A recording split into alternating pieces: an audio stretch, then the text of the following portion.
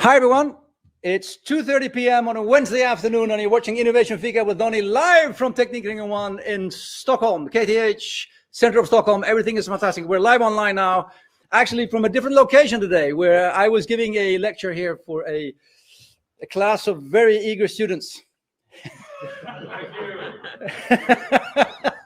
from industry. And they're actually here today. So we're actually in the classroom, broadcasting live from the classroom at KTH today with leaders of industry that are with us today. So they will be asking questions as well during the session. But our main attraction is, of course, a guest I will introduce very, very soon. But for anybody tuning in for the first time, my name is Donny. I work at KTH Innovation here in Stockholm. And every Wednesday afternoon, I go live with my Innovation Fika, an innovation coffee break. Fika, as you know, is a Swedish word for sit down, talk to people, create fantastic stuff together over a cup of coffee, in short. And if you want to follow me on LinkedIn, I post almost daily on startups, entrepreneurship, inspiration, whatever there.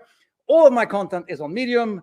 I have like 420 or so posts there on my daily posts. I'm also aggregating all of my video content. This is episode 55 today of my Innovation Fika. So check that out as well. And today we're live on LinkedIn, YouTube, Twitch, Facebook, Unibid, and Twitter. So on any platform you want to find us, we will be there. Ubiquitous Innovation Fika. Okay, but enough about that, enough about me. Now let's go to our fantastic guest, who I will introduce with a banner and say, welcome into the studio, Rebecca. Oh, thank you very much. Almost as much energy as you have done it. That's fantastic. Almost, yeah. Well, you know, I'm twice your age. So if you have, you know, I actually had I don't know if it was an insult or a compliment, but I had a guy at the gym and that said to me, Donny, you know, when I am as old as you are, I hope I'm in as good shape as you are. And I was like, was that an insult or a compliment? I wasn't quite sure. I would take that as a compliment, though, yeah. Anyway, Rebecca from Klimato, welcome to the show. Welcome today, and thank you for spending a half an hour's coffee break with me and all of the guests. And as usual, to all of everybody watching out there, I see you are online, and everybody in here as well. Any questions you have to Rebecca, just send them in, and we'll talk live and we'll discuss it as we go. But let's start with talking about Klimato as a startup. Yes. And just so people know, what do you do? Yes. So yeah, hi everyone, I'm Rebecca. I'm working for this Swedish startup called Klimato with the mission to reduce global CO2 emissions that comes from food in the world. So basically what we've been doing is that we created a solution for companies to easily calculate the carbon footprint for food. You can communicate it and you can measure it. And what is really exciting is that we actually founded a company here at KTH Innovation. And by collaborating with big companies, we are now being quite successful during the last years and have a rapid growth expansion. So I'm really, really excited and passionate about this subject to actually be here both at KTH, but also talking about learnings between startups and larger companies and industries. Which you have been very successful with and which we're coming back to. But let me just hang with Klimato for a while. Yeah. What you do is then you tell people about the food that they are going to buy and you tell them what carbon footprint that has, so they get to make a hopefully better choice. That's in a nutshell, right? Exactly. So what we do is that we calculate the carbon footprint of menus of different meals. So when you perhaps come to your canteen and want to choose which lunch you're going to eat today, you can see different options and not only maybe the price, but the carbon footprint of each meal, and then make an informed and sustainable decision based on the data of the carbon footprint. So it's everything about actually like spreading knowledge about the food's impact in order for you to actually make these sustainable decisions.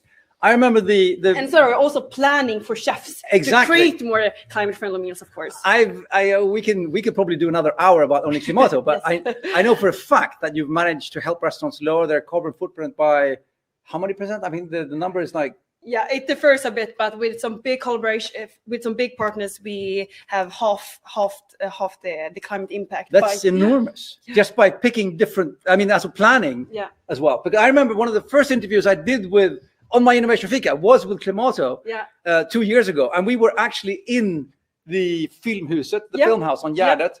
And they just started, it was so cool because they taking Klimato's indexing, and they actually ordered the food on the menu in the order of climate impact. So on the top of the menu, it was, you know, the nicest, the best food, and at the bottom of it was the worst. Yeah. And it was so interesting to see how people, it was like sort of perfect nudge, because people sort of unintentionally sort of gravitated towards a better, because if they had a choice and it was good or bad, they chose good. And it was so interesting to see how it actually worked in practice. And then, as you said, it also comes back to when you plan the menus, you can also pick things. Yeah. But, and something I always have to ask you is that as you were sort of diving into this, what was the biggest surprise for you when you started learning yourself about carbon footprint on, you know, which foods were good or bad? Was it anything that you sort of suddenly, oh, we thought this was good, but it wasn't, or what, anything? I think it's quite makes sense, of course, like red meat is really bad for the climate. So I think it kind of makes sense, but I'm a bit, you know, destroyed about calculating so many recipes every day. So I know exactly if I'm going to a dinner with friends, I know exactly the carbon footprint of each meal. So kind of thinking when you're grocery shopping, okay, what I'm going to create, how much is the climate footprint? So I think you kind of get so much knowledge about working with this and see so many meals and using our kind of calculator to understand the climate impact of the meals. Yeah. So I kind of, you know, exactly know which carbon footprint each like ingredients and meals have. It seems that we're having some problems with the video buffering here as well. I thought we had connected to a good network here, but hopefully it will get better. But at least nothing else, we have a live audience in the room as well. This is recorded, so don't worry everyone, it will be online as well. But please send in the questions whenever you come in. Yes, thank you, Ali. Try the YouTube channel if LinkedIn isn't working for you. Don't forget, we are on all the different platforms. Try the YouTube channel. That might work better. Donny Silingon is on YouTube. Yes, try that instead. Or Twitter or Twitch. Any platform that might work better for you. Try that. Okay, so KTH Innovation, Klimato, going through the process. I remember sitting down with the team the first time when we were talking about this index and how to, you know, I didn't know, even before it was an index, we were talking about how you could lower how you could increase people's understanding of the food. Yeah. And then you had, we're talking about industry startup collaboration today, but you had a really, really good connection with a very large company very early, right? Yep. With Sodexo. Yes. So I think that is also kind of where our journey started. Working like as a small startup, we joined Sodexo, as I know maybe you're aware of, a big facility management company catering food to plenty of canteens around the world. So we actually joined their startup incubator after we joined the KTH incubator, and we started on a collaboration, and it was actually one of our biggest like corporate customers. And through Sodexo, we have kind of learned and gained experience and kind of tailored our solution to their need. Mm. In the same time, like Sodexo as a company with their position and kind of strength and structure that maybe startup doesn't have, they have helped us grow in a really like fast way. We expand out to different countries and so forth. And what I think is quite cool that we have now been focusing on a solution for a big climate challenge we have, and by Sodexo are doing these kind of small changes in the everyday life in the canteens. They make a tremendous impact, and I think this collaboration with a startup that have so much passion and doing everything to solve this problem, in combination with this big company. It's a really cool collaboration with this win-win with their like structure and maybe another type of mindset with these big companies for us, like with the startup. And to match these, I think so much good can come out of it. And also through them, you reached like hundreds of canteens sort of at once, which made even the smallest change you could help them make. It made a very big change in the actual carbon footprint part as well. So. Exactly. And for example, like, and not to be too technical here, but an average dish in Scandinavia is around 1.7 CO2 emissions. And that was where we kind of Sodexo started. And now, because the chefs have been really involved of creating more climate-friendly meals, they have communicated the carbon footprint on all the menus in the canteens and having like goals on a global level. They're now up to actually UN's definition of a climate-friendly meal that is 0.5 CO2 emissions. So they've done this tremendous journey together with us, and that is just fantastic to see that global company making this impact. You mentioned the UN, which is another kind of a global company that we've all heard of. They actually phoned you and said, hey, we have this they have this COP26 coming up, didn't they? Yeah. So actually, I'm sure you're aware of the UN Climate Change Conference, COP26, that was in October in Glasgow. And they actually phoned us like 3 weeks before the conference and said, hey guys, we love what you're doing. We haven't found any solution in the whole world that do this. Can you please help us climate label the whole conference? So we put all our effort into that, and everything was climate labeled by us, the Swedish startup. And Bravo. I just now need to mention that it's also through Compass Group, who was the caterer, just to mention that as well. Of course, but still, I mean, that's so cool. But let's go back to the. I don't want to cut that short. That was that's a huge thing. That's a huge thing. But I will come back to the collaboration. You know, the startup and the big corporate collaboration. I mean, the things that you learned in that journey. I mean, let's some key findings then that you learned, that, you know, what you as a startup had to understand, or what they as a large company had to understand in the collaboration. Yeah, I think, of course, it's always because we don't have too much experience working with bigger companies, and our experience is that it can be like really slow to and get rid of the right people to actually continue this project. So of course, it's been a bit hard to kind of drive through, but when we actually have like a dedicated team for this, that is like kind of Klimato ambassadors, it can go really smoothly. And what I think is really nice, that we kind of developed our product, our offering with Sodexo. So we kind of tailored and made like put all our effort to tailor solution that fits Sodexo. So I think it's this, like, they help us kind of develop our product, and we are kind of tailoring a solution that is only for them. So I think it's this feedback all the time, back and forth. Yeah. But you mentioned one key thing there: a dedicated team, dedicated resources in the large company. Actually working with the startup is a key factor, because without that, you don't have anybody that actually drives you through the process. I think that is really, really an important thing to learn from a large corporation's point of view when it comes to actually help working with a startup. Yeah, because we've been in this situation also when we've gone, for example, to different managers and specific sites in different countries. But the process goes so much quicker if we actually have the conversation on a global level. Now we're going to launch in more countries, and now we took like another approach now when we're going for the global launch. When we started in Sweden, we did like pilot project with different sites. And it's been fantastic work, but it's so slow and it's so hard to actually drive through. It's so much easier to have like the contact with the decision makers and then moving down. But again, that's another thing. Pilot projects is, I mean, the working with a startup is a beautiful way of running a pilot project as a large corporation as well. We talked about skunkworks before and that whole thing, but having something working on the side which doesn't sort of, you know, disturb the normal process too much, and you can actually run a pilot with or through the startup, and, you know, not risk sort of breaking anything. So that's usually how we recommend when we go about like with bigger deals. Now we're going to launch with a really big hotel chain, and we chose, for example, 4 hotels to do a pilot on, to gain some feedback. How does the work process go? And then if that's successful, we can take that to more countries or to a global level. Awesome. Anything you felt that they had to learn about you when they started working with you? Yeah, of course, we have like a different way of working. It's not maybe as all informal or like formal in any way, and so on. So of course, they're like different cultures in some way with the companies. But I guess it's also really fun for us to gain experience about bigger companies, and for you to startups. So I think we really can like be open-minded and learn from each other. I think one situation which I've personally sort of been in a meeting is that you have this startup and you have the people from the large corporation, and everybody agrees about everything, and everybody says, great, let's do it. And they start looking in their calendars, and their startup are going sort of like, next Thursday, and the corporation going, let's see, 24, 25, autumn 25, and then you see the timeline sort of like the complete.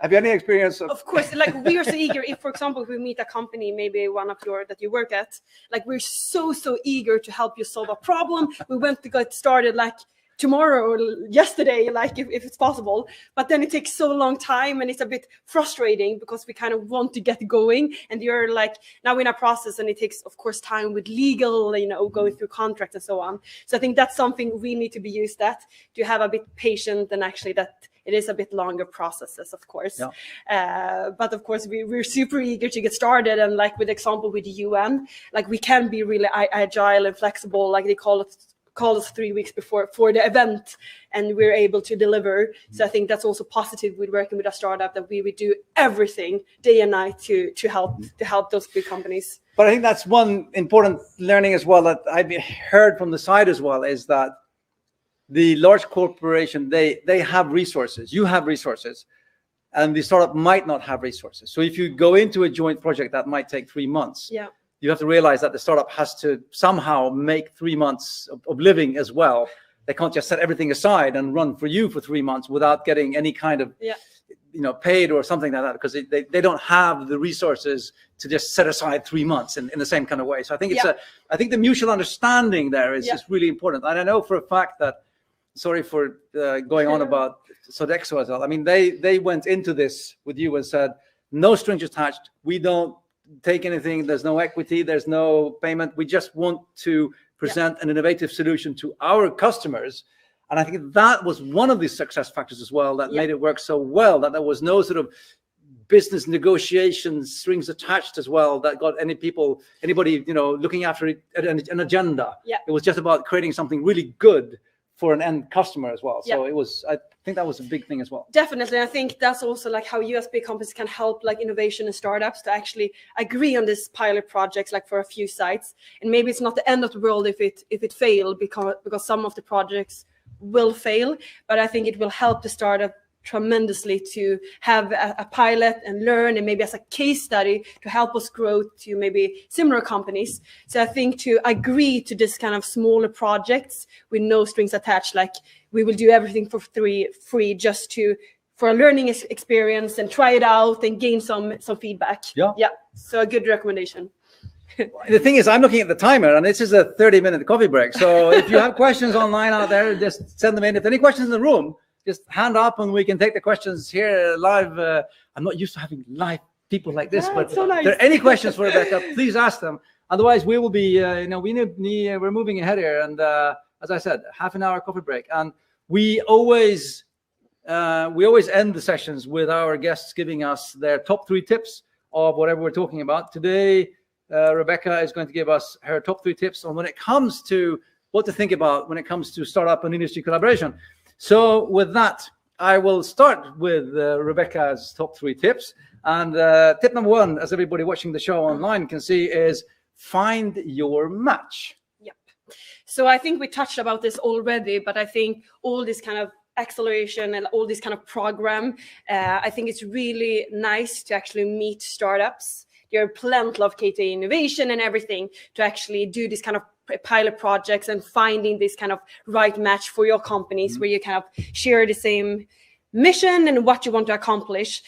So finding the right startup with the right, maybe larger collaboration. And I know for a fact that, you've been working, you came into the Sodexo infrastructure through their Sparks accelerator. There was a corporate accelerator that they opened up for anyone, and that's sort of how you came into it as a first thing. So I think that for any startup that is wanting to work with a large corporation, look for corporate accelerators that are open for outside startups. For any large company sitting in the room like here or out there, make sure to open up for startups to come in and meet and meet and match.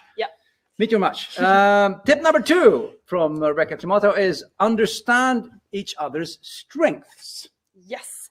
So we discussed this before as well, but like a startup may have this innovation and a solution to a specific problem, and then the big companies have maybe the strength and the power and maybe the budget to kind of understand how you can help each other. Could a startup help you with this specific problem, and could you help the startup like grow in this way? So really find this kind of win-win and how you can help each other in the best way, because I think it's really cool when these two kind of different companies are actually matching in a good way.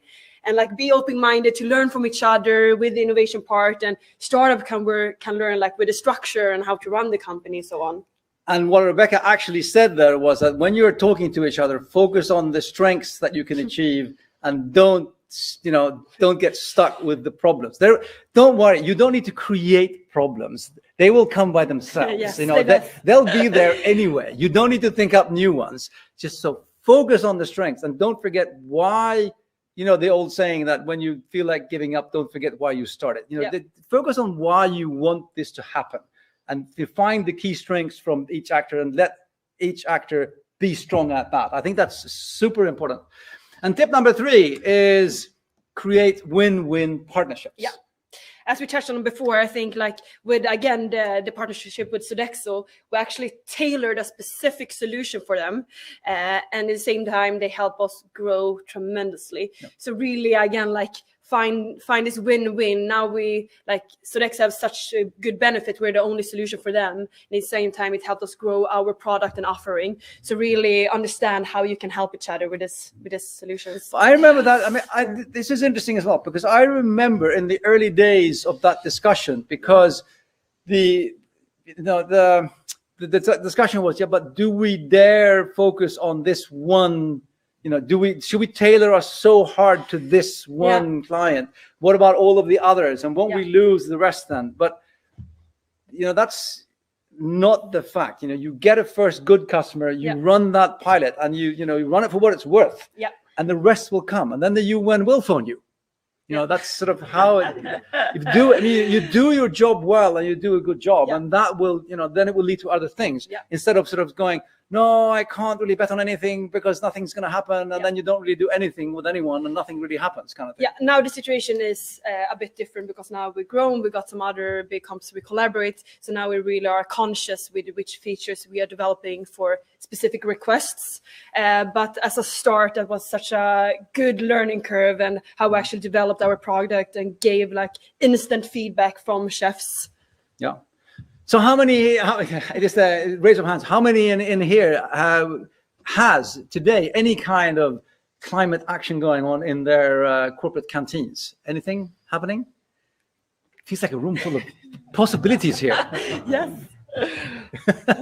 I mean, when you go to have lunch, is there any sort of you should have this instead of this, or anything like that? Or would you want it? Would you? Yes. Yeah? Yes. Yes. Oh, perfect. It was worth your trip coming. Yes, it was. No, but it's been, for me, I must say, it's been so much fun following you and seeing the development from, as I said, it's the cup of coffee with the team in one day, and then you read about, the COP26 and things, and you go sort of, yeah, but it was crazy. It's like watching your kids at the school play, and they're succeeding. It is worth every single moment. Yeah, but when you were our business coach, we didn't even have a product. We just sold something we thought we were going to build. So that was early days. Oh yeah, I mean there was nothing back then. It was just this idea, and we've talked about this before, but we were kind of all over the board of what this was going to be and what it was going to look like. And we don't want to talk about the first ideas we had, because that was, in the words of Billy O'Connolly, if at first you don't succeed, quit and hide all evidence you ever tried. Yes. No, but we've had so much fun, and it really, it's a joy to see you succeeding. I'm so happy that you come back and you're so generous with your time. Good luck in the future, and stick around. We have a room full of potential customers here. And with that, everybody, 2:30 p.m. Wednesday afternoons, Innovation Fika, episode 55 today with Rebecca from Klimato. Next week, new show, new name. Thanks for being on board. Let's see what's coming in here. Let's see, we're getting some questions now. What's the next step for Klimato? Here's a question here. Yes. What is the next step? So our mission is, or our roadmap is to be the global index of how to communicate the CO2 emissions. So we're now actually launching like kind of worldwide database. So we want to be the biggest company like in the world of how to communicate the climate impact. And we are quite rapid like expansion plan, starting now with Europe and then to more markets. Cool. Yep. Thank you, Niklas Gustafsson, for asking that question. Very good. So with that, I will say thank you very much, everyone, and thank you in the room, and see you next week, Wednesday afternoon, 2:30 p.m. Goodbye for now, and thank you. Yeah, bye-bye.